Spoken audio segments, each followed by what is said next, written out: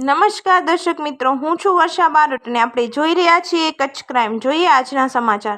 તારીખ 2/2/24ના શ્રી રામકૃષ્ણ સેવા ટ્રસ્ટ દ્વારા સ્વ શ્રી નારણભા કરમણભા ગઢવી ચેરિટેબલ ટ્રસ્ટ દ્વારા સંચાલિત સેવા આશ્રમ કાર્ગોમાં મેડિકલ કેમ્પનું આયોજન કરવામાં આવ્યું હતું, જેમાં 100 જેટલા દર્દીઓએ સારવારનો લાભ લીધો હતો, જેમાં તાવ, શરદી, માથાનો દુખાવો, સુગર, સાંધાના દુખાવા, ખરજવું, ચામડીના રોગો, ચિકનગુનિયા, ગેસ, કબજિયાત તમામ રોગોને ચેક કરી વિનામૂલ્યે દવાઓ આપવામાં આવી હતી। આ સેવા કેમ્પમાં આયોજન શ્રી રામકૃષ્ણ સેવા ટ્રસ્ટના પ્રમુખ શ્રી મોહનભાઈ ધારસી, ડોક્ટર નીલમબેન વરચંદ, કમ્પાઉન્ડર કૌશિકભાઈ પ્રજાપતિ, સ્વ શ્રી નારણભા કરમણભા ગઢવી ચેરિટેબલ ટ્રસ્ટના પ્રમુખ શ્રી રાજભા ગઢવી, ગૌરક્ષકોની ટીમ હાજર રહી હતી।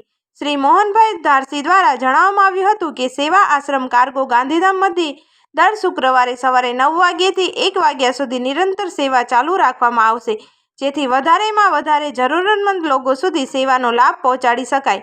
સાથે શ્રી સ્વામી મંત્રેશાનંદજી દ્વારા જણાવવામાં આવ્યું હતું કે શ્રી રામકૃષ્ણ મિશન આદિપુર દ્વારા પણ સેવા આશ્રમ કાર્ગો ગાંધીધામ મધ્યે મંગળવારે સવારે 9 વાગ્યાથી 1 વાગ્યા સુધી નિરંતર મેડિકલ કેમ્પનું આયોજન કરવામાં આવશે, જેમાં ડોક્ટર તપાસ અને દવાઓ વિનામૂલ્યે આપવામાં આવશે।